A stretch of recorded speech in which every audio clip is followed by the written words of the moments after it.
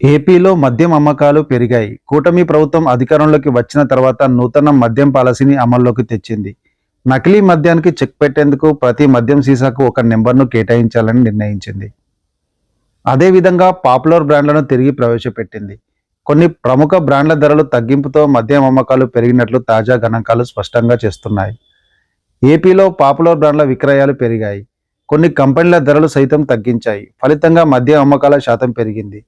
గత ప్రభుత్వం అమలు చేసిన మద్యం విధానం కారణంగా ఆదాయం పైన ప్రభావం పడింది. గతంలో ఉన్న పరిస్థితులకు భిన్నంగా కూటమి ప్రభుత్వం అధికారంలోకి వచ్చిన తర్వాత నూతన మద్యం పాలసీ అమల్లోకి తెచ్చింది. దీనికి అనుగుణంగా తిరిగి పాపులర్ బ్రాండ్లను అందుబాటులోకి తీసుకొచ్చారు. దీంతో పాటు రూ. 99కే క్వార్టర్ మద్యం ప్రవేశపెట్టింది. ఫలితంగా మద్యం అమ్మకాలు పెరిగాయి. తెలంగాణ, కర్ణాటక రాష్ట్రాల్లో సరిహద్దు ఎక్కువగా ఉన్న జిల్లాల్లో 40% పైగా అమ్మకాలు పెరిగాయి. దీంతో రాష్ట్రానికి ఆదాయం పెరిగింది. కూటమి ప్రభుత్వం వచ్చాక 87 పాపులర్ బ్రాండ్లు తిరిగి వచ్చాయి. వాటి అమ్మకాలు గత ప్రభుత్వంలో 20.7% ఉంటే ఈ ప్రభుత్వంలో 74% పెరిగాయి. 50 బ్రాండ్ల ధరలను కూటమి ప్రభుత్వం తగ్గించింది.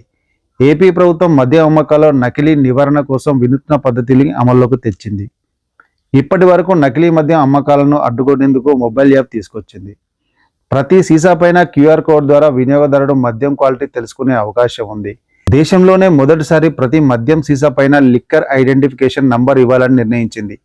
మద్యం బ్రాండ్, తయారీ తేదీతో పాటు సీసాకు నెంబర్ కేటాయిస్తూ ప్రతి సీసా పైన ముద్రిస్తారు. ప్రతి వినియోగదారుడు ఈ నెంబర్ ఆధారంగా మద్యం కొనుగోలు చేసే విధంగా అవగాహన పెంచాలని ఎక్సైజ్ శాఖ నిర్ణయించింది. తాజాగా ఎక్సైజ్ శాఖ పైన ముఖ్యమంత్రి చంద్రబాబు నాయుడు ఉన్నత సమీక్ష చేశారు. రాష్ట్రంలో మద్యం విధానాన్ని వ్యాపారంలా కాకుండా ఆరోగ్యకరమైన వృద్ధి సాధించేలా చూడాలని తాజాగా జరిగిన సమీక్షలో సీఎం చంద్రబాబు సూచించారు. జియో ట్యాగింగ్ ద్వారా మద్యం సరఫరాలో పారదర్శకత వస్తుందని, ట్రాకింగ్ షాపుల రెగ్యులరైజేషన్ పైన దృష్టి పెట్టాలని సీఎం చంద్రబాబు పేర్కొన్నారు.